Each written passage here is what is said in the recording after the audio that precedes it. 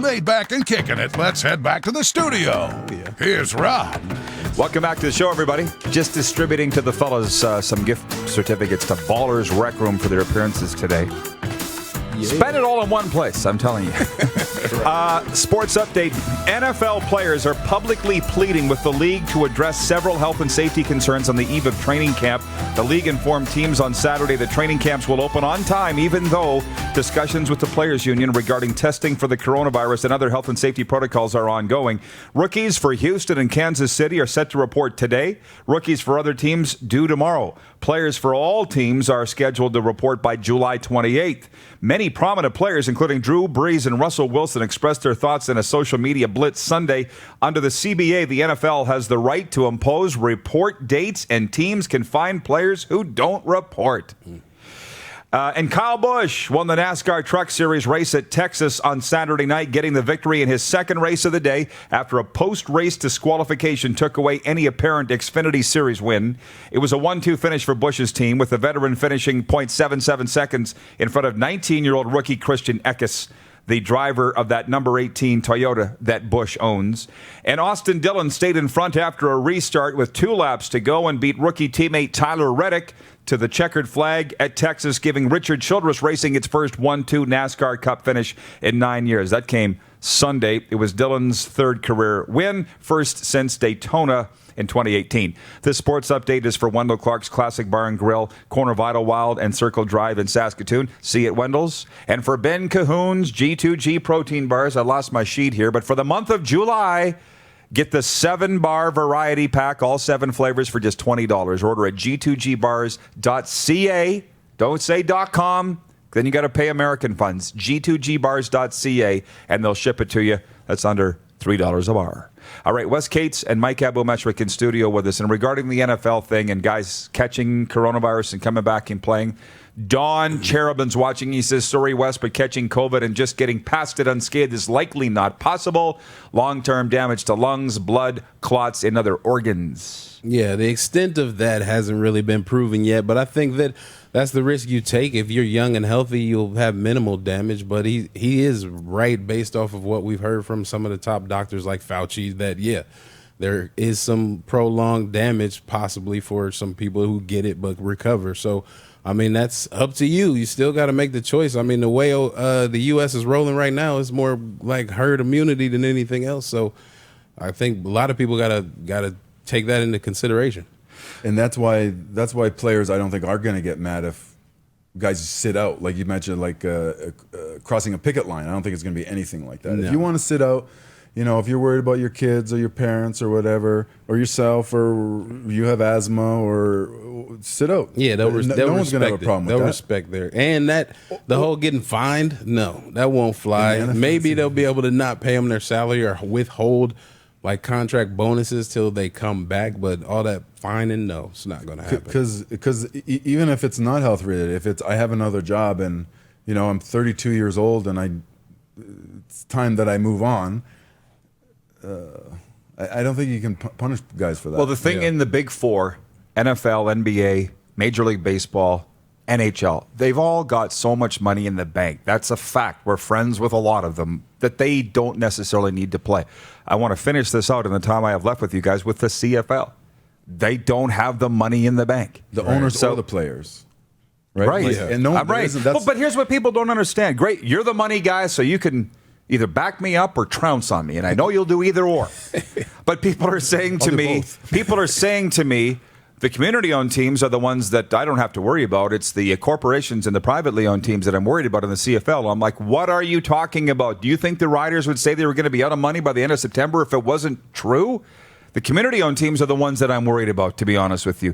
And David Braley in BC, he has clearly said, I don't want to pay people to do nothing, right? Which is what they're doing right now.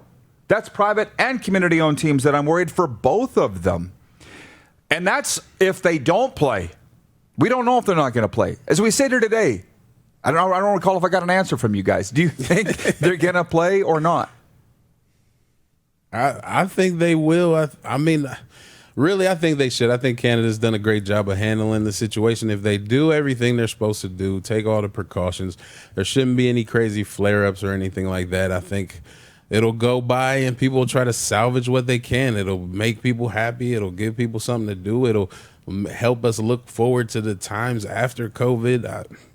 I don't see what's so bad about really trying. It's just put it together, government, bail us out, you know what I mean? And let's just have fun with it. Stop trying to cancel everybody's fun because you're scared, I guess. I don't know. I don't know. I hate indecision, but I would say no, just because you're not going to have the players. I don't think you're going to have enough quality players to do it. I could see them very well doing it and wishing they didn't. Yeah.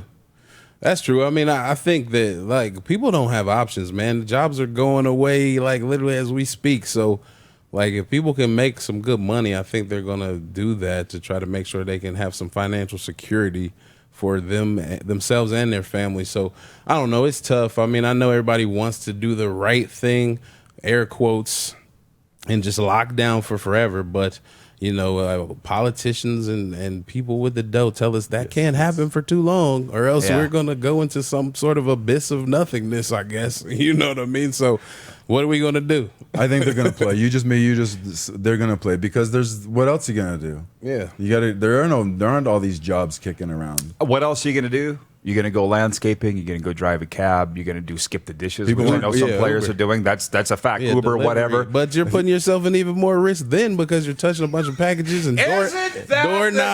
If you can make $5,000 a game, there's 6 games. That's $30,000. You got to deliver a lot of KFC for that kind of Right. Yeah. But the thing is, here's the thing. And Wes, you're a nice guy. I've known you a long time. But I know some guys that aren't. I'm not going to name them. And that does not include you, Abu. Guys have come to mind, but it's not you. But that say, I'm in it for me. Which, frankly, is probably the right way to do it. Right? For all you I'm saying, if we're all know in it, that. Hey, you can't spell team without the M and the E. Right. So my point is, players shouldn't be expected to come back just to make everybody feel good. No. You would. Right? You're I like, would. well, you're a nice guy. You're like, I feel like we need to play and get back going. It's best for the league. I just know some guys are like, it is not right for my family, so I'm not playing. I would definitely put my family first. I'm not worried about what the CFL fans are going to say about. No, you know what I mean. No. I definitely wouldn't come. I would do what I thought was right. You know what I mean, for me in that instance. You know, it'd be different if I don't know if I just had to drive 6 hours to go talk to a group of people. That'd be different. But like to commit to a season and being away from family and all that, that's different. You know what I mean? And would you or not? I would. Well, I would because I would think that going would bring more. You know what I mean? Well-being to my family and probably to some fans than me sitting at home. You're a football player. You play football. That's what you do. It's in the title. You're going to play football. You're not a landscaper. You're a football player. Hey, what do? I'm a football player. You can landscape for the rest of your life. And I'm saying this based off of how well like COVID control has gone in Canada. If we're in the U.S., I might say no. Different you know what I mean? discussion, But in Canada, even if I was coming from the U.S., I'm like, I'll be safe. I'll fly up. I'll sit somewhere for 2 weeks, and then I'll go play because what I heard, there's like hardly any cases where we're going. So why should I be scared? I got to say this lastly. Congratulations to being voted to the Roughriders all-time team by TSN. They announced it Friday night. Thank you. We had a poll last week. I was tooting your horn all the way. Corey Sheets was tooting his horn. Kenton Keith was tooting his horn. But as far as I'm concerned, there's only one. Number 2 to George, which you're not offended by when you hear that.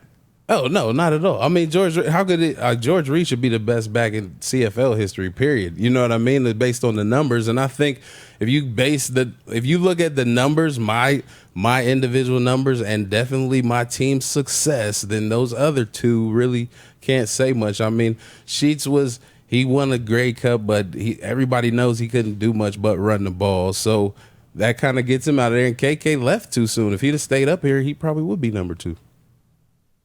No arguments on that. Not to mention, if you weren't playing on a broken foot in the Grey Cup, maybe you'd add 197 yards rushing. Oh, yeah. I mean, there's injuries. If I'd have stayed healthy, man, I'd be pretty close to George. No. I'd at least be halfway there, though. Seriously. Exactly. All right. Guys, thanks for coming in. Anything else, Abu? Last word before we're going to break and bring in Rob Vanstone. Anything else? That's it. Did this go fast or what? No. Yeah, it was quick. All right. Enjoy your trips to Ballers, and we'll chat soon. RV on the way, and Dupes will be back in the bunker. It's the RP Show on a Monday. Episode 279 of Canada's Morning Sports Talk Show continues after this on Facebook Live, and listen live at rodpeterson.com. You're watching Rod Pedersen on demand. For more of the Rod Pedersen Show, visit rodpeterson.com or follow Rod Pedersen on social media.